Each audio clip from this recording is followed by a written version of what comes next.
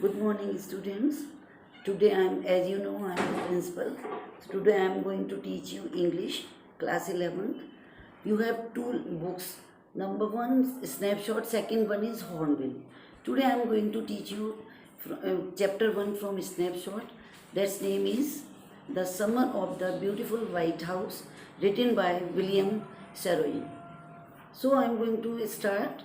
One day the writer is saying when he was 9 years old, at that time he was saying कि one day back there in the good old days when I was 9 years, world was full of every imaginable kind of the magnificent. When I करा मैं जब 9 साल का था उस समय ये पूरा वर्ल्ड पूरा संसार काल्पनिक सुंदरता से भरा हुआ था, मतलब लोगों के द्वारा बनाया गया भी और नेचुरली भी ब्यूटीफुल था.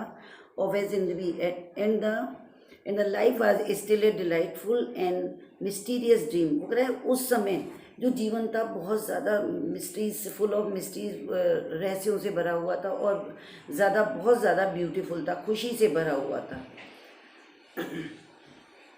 My cousin Murad, he had a cousin, his name was Murad, who was considered crazy by everybody. हर कोई उसको क्रेजी समझता था, बेवकूफ़ पागल समझता था.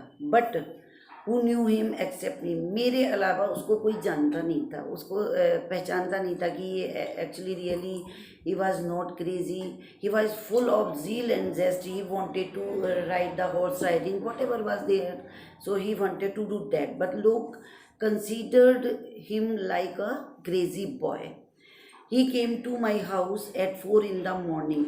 In the morning, when the morning work cannot be started, yet the morning was not started, but he came at 4 o'clock. Almost there is a dark at 4 o'clock starting in the morning, and woke up to tapping on the window of my room. He came and he was started to tapping window my room where I was sleeping. He tapped, उसने खटखटाया दरवाजे window को. आराम, he said, उसने कहा आराम. Here the writer's name was आराम. उसने पुकारा आराम, right? He said, I jumped out of the bed and looked out of the window. उसने कहा मैं तुरंत, jumped out माने कूद गया बिस्तर से और खिड़की से बाहर, looked out माने झांकने लगा. Window my room. I can't believe what I saw. The writer is saying कि whatever he saw, I was unable to believe that. मैं बिल्कुल उस बात पर विश्वास नहीं कर सकता था कि जो मैं देख रहा हूँ दृश्य वो वास्तव में है या मेरा सपना है. Right? So I know I was dreaming. My cousin Murad was sitting in a beautiful white horse. उन्होंने कहा कि मेरा कज़न, मेरा चचेरा भाई मुराद, वो एक बहुत सुंदर से वाइट हॉर्स पर बैठा हुआ था, सफ़ेद रंग के घोड़े पर बैठा हुआ था. और I stuck my head out of the window and rubbed my eye. Stuck out माने विंडो से बाहर मैंने अपना सर निकाला और मैंने अपनी आंखों को, रब्ड मीन्स मलता, मतलब at that time still he was unable to know कि whatever is in front of is you that is true. He was showing कि दैट इज ऑल ड्रीम. उसने वो कह रहा था कि मुझे लग रहा था कि सारा ये मैं सपना ही देख रहा हूँ. Right? Make it quick if you want to write in to the word by mistake. उसने कहा तुम जल्दी से बाहर आ जाओ अगर तुम इस पर राइड करना चाहते हो, इस घुड़सवारी करना चाहते हो. But this was more than even I could believe. लेकिन कह रहा है कि राइटर इज सेइंग कि राइटर कह रहा है कि लेकिन मुझे इस पर तभी भी विश्वास नहीं हुआ कि ये जो वो कह रहा है वो सच है क्या. ठीक है. Yes he said in Armenian. उसने कहा हाँ, उसने आर्मीनियाई लैंग्वेज में बोला कि हाँ मैं I am ready to ride on horse, मैं इस पर घुड़सवारी करने के लिए तैयार हूँ.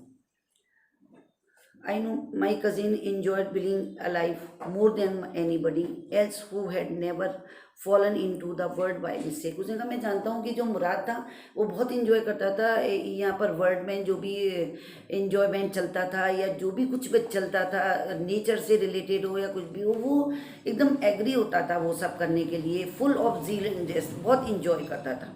तो उसने कहा कि ठीक है. तो देन वो कह रहा है कि but he was more than even I could believe. उसने कहा कि मतलब वो इतना ज़्यादा मेरे लिए जो था, इतना ज़्यादा मतलब I was he was saying कि इट वॉज मेस्मराइजिंग, मतलब अद्भुत सीन था। क्यों? क्योंकि वो they belong to a very poor family, वो गरीब फैमिली से बिलोंग करते थे, और वो ज़िंदगी में कभी भी नहीं सोच सकते थे कि इतना सुंदर सफ़ेद घोड़ा पर बैठकर हम सवारी कर सकते हैं। Next one, this was the wonderful part. सबसे ज़्यादा वंडरफुल पार्ट माने एक आश्चर्यजनक हिस्सा क्या था? In the second place we were poor.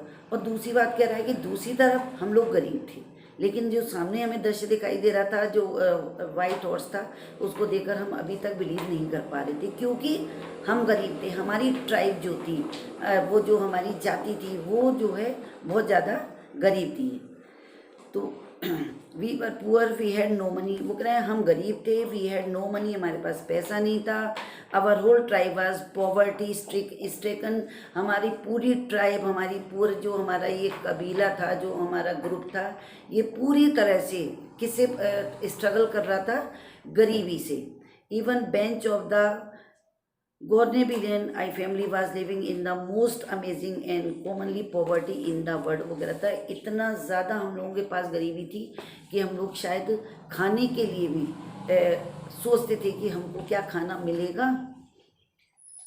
Poverty in the world. Nobody could understand where we ever got money enough to keep us with food in our bellies। वो कह रहा है कोई भी इस बात को विश्वास नहीं कर सकता था कि हम खाने के लिए कहाँ से पैसा ला रहे हैं, खाने के लिए हम क्या कर रहे हैं, कितना स्ट्रगल कर रहे हैं। We had been famous for our honesty, लेकिन अवर ट्राइब वॉज फेमस। हमारी जो ट्राइब थी, हमारा जो कबीला था, हमारी जाति थी, वो किसके लिए फेमस थी?